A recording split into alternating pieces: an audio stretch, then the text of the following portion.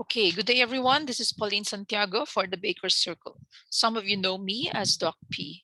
We are here today to start making our own sourdough bread. So are you ready?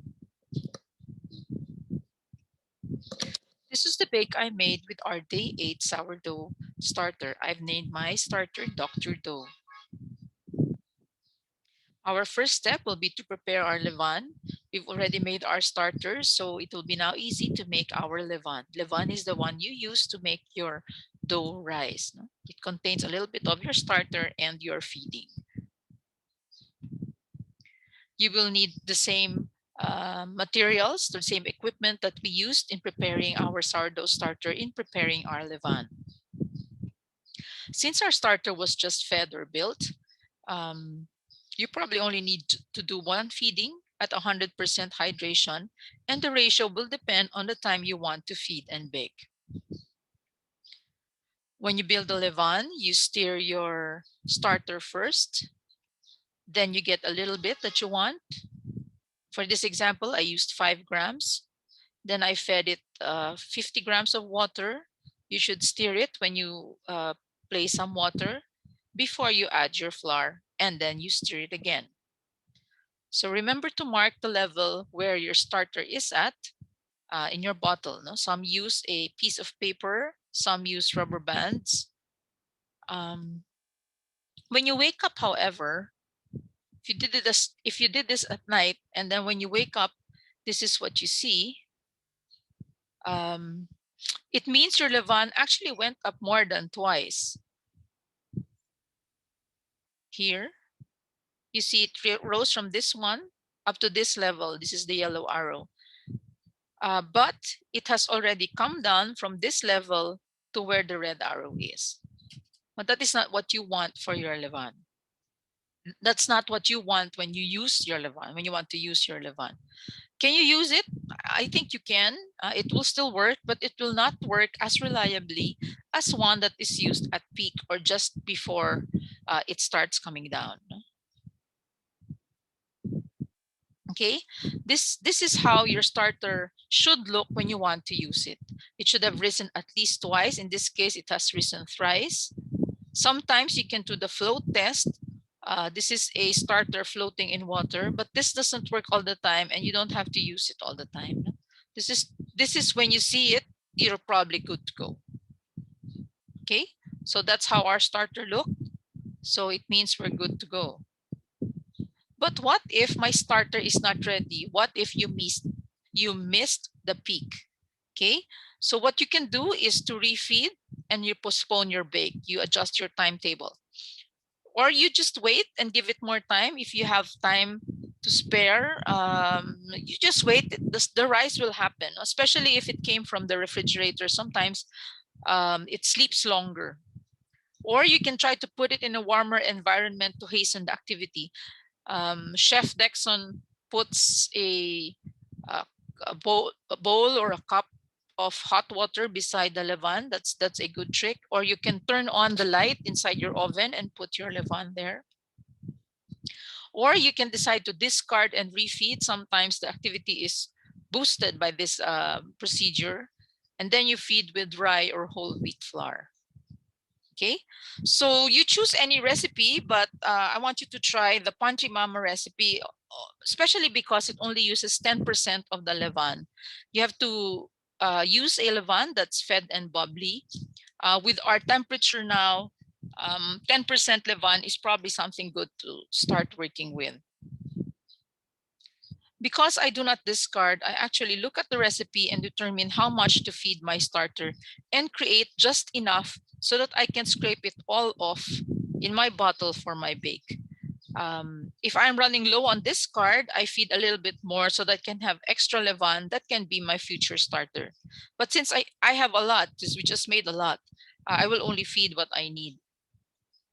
Most of the sourdough recipes use 20% levain, but I like using Panchi Mama, as I said, because it only uses 10%. You have to be worried with using very high levain percentages, especially in our heat now. Most recipes in the US or Europe actually make their breads at 22 to 25 degrees centigrade room temperature. When they say room temperature, that's around 24 degrees centigrade. That's not our room temperature. Our room temperature now is 31 to 32 degrees centigrade. Okay, we want you to look at study videos of how to do it, and we find Foolproof Baking has a very good video. There are a lot of others. I will have a list at the end of this tutorial, but I want you to scan this QR code or go to the website of Foolproof Baking and look at her process for making your own open crumb sourdough.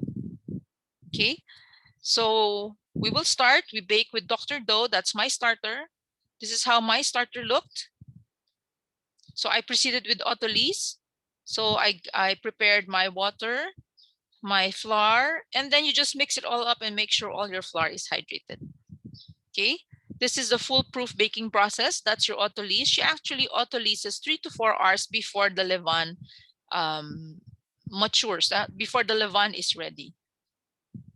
Okay, sorry about that. Okay, using foolproof's baking process, we autolyse for about 2 to 3 hours before your levain peaks, which you can do reliably when you already know how your starter behaves. Usually when it is about double, for me, I start preparing my autolyse because my starter goes up to about 3.5 times. No? The time could be as little as 30 minutes, but FoodGeek actually does his autolyse 24 hours before his bake. Okay, so, and then what do you do? After you autolyse, you'll build up some gluten. You incorporate your levain gently or more aggressively using the Rubod method. You can read about the Rubod, that's R-U-B-A-U-D. Just search Rubod and you'll get a ton of videos that will teach you that. But I don't do that. I just do a series of gentle stretch and folds, making sure the levain is incorporated into my dough or spread well into my dough. Then I wait 30 minutes before I add my salt. When I add my salt, I use gentle pinches. You can also look at how Kirsten does it, Foolproof Baking, if you reviewed the video. In addition to what Kirsten does, we've also learned to use the aliquot. The aliquot is getting a small portion of your dough. You put it inside a small jar like this. So I use a shot glass. I usually put it at the 10 ml level.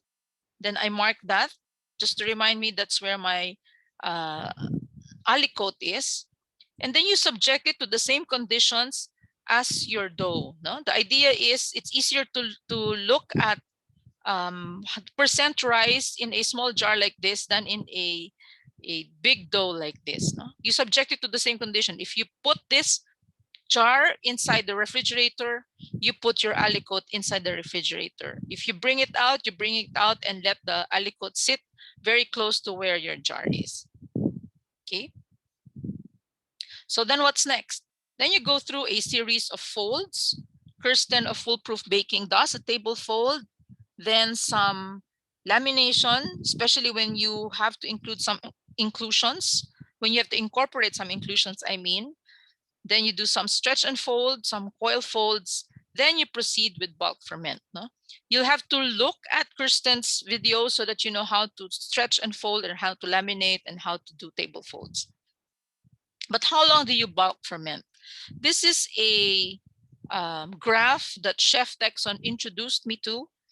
If you look at it very closely, our current room temperature, about 30 centigrade, will bulk ferment a 20% levain at 3 hours and 45 minutes only. If you reduce it to 10%, it will bulk ferment around 6 hours and 25 minutes. When you put your dough in a room temperature that is about 24 degrees centigrade, probably an air-conditioned room, your 10% levain from 6 hours will now take 9 hours to bulk ferment, and your 20% levain will take 5 hours to bulk ferment. Some of the signs to show that you've bulk fermented properly include the jiggle. This is a jiggling dough. This is also a jiggling dough that I decided to pre-shape early and shape early and put inside my bannetons. Okay. Or you can also use the poke test. This is me poking my dough. This is our dough bake using our day 8-old starter. You see that it should, when you poke it, it should slowly rise back up. In contrast it with this. When you poke it, it takes slower to return. So I think I was pushing bulk ferment here. I panicked a little bit already when I saw this because it wasn't returning to its original shape. So I proceeded to cold retard this dough. Okay, after your bulk ferment is over, you pre-shape, bench rest, and shape. Now, I've actually modified my process a little bit, and I include my pre-shape, bench rest, and shape here before completing my bulk ferment. Whatever works for you, but you should understand the concept. So you watch a full video by Kirsten, Foolproof Baking, or some of the other videos that we will lead you to later. Okay, then this dough that I already bulk fermented, pushed to bulk ferment, I proceeded to do cold retard, which means putting your dough inside the refrigerator. You score before you bake. Okay, this is scoring the dough. This is the scores I made on our dough. This is the traditional cut, then with some wheat stalks. Then this is me toying around with other designs. Okay.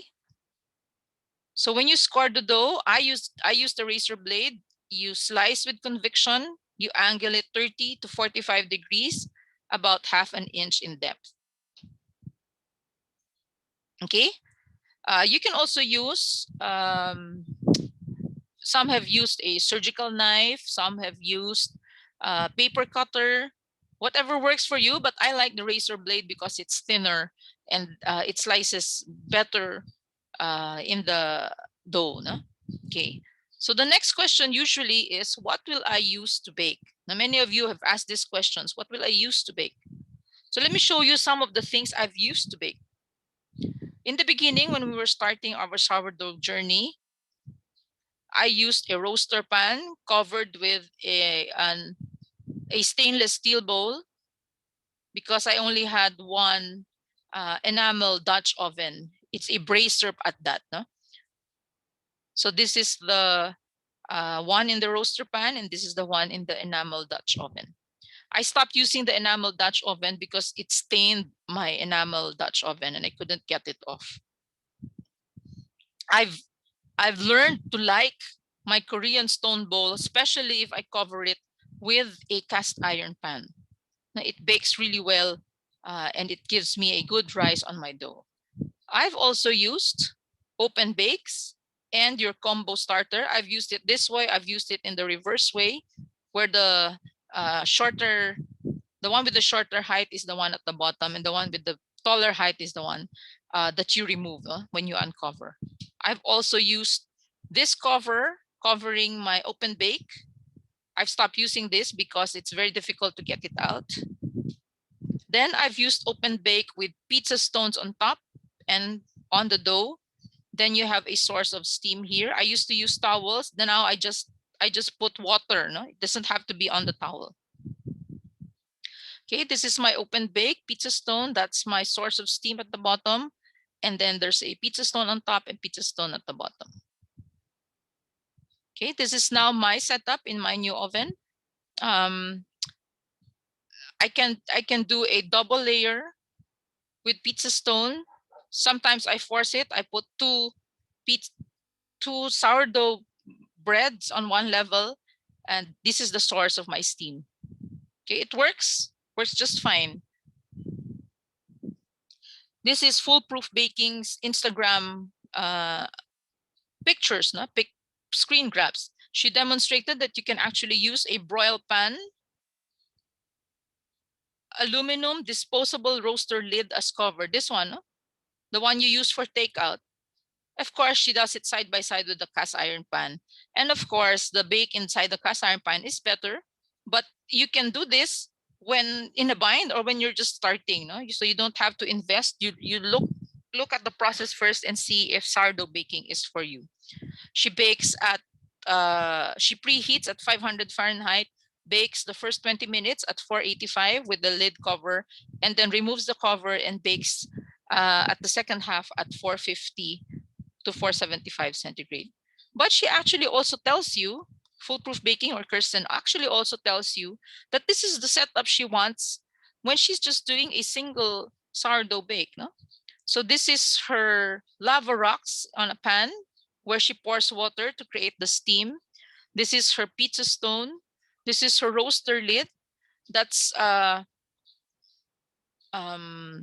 extended a little bit so that it allows the steam to get inside her bake. So before she covers it, if this is her dough, if she's only baking one sourdough, she puts some ice cubes to add to the source of steam. Again, this is the QR code, so that will lead you to Foolproof Baking sourdough video. So how to bake a sourdough video. Okay, so this is how we scored our sourdough, and this is how it looked when we baked it. Okay, this ends our sourdough bake tutorial, and the only way to do this is to really just try and bake it. I encourage you to start baking when your starter can at least increase to twice its volume. It is a young starter. It will get stronger as you feed it more, as it matures more. It becomes more reliable as the days pass, but nonetheless, you can already bake with it already. You want to add your levain at peak or just when it starts to fall.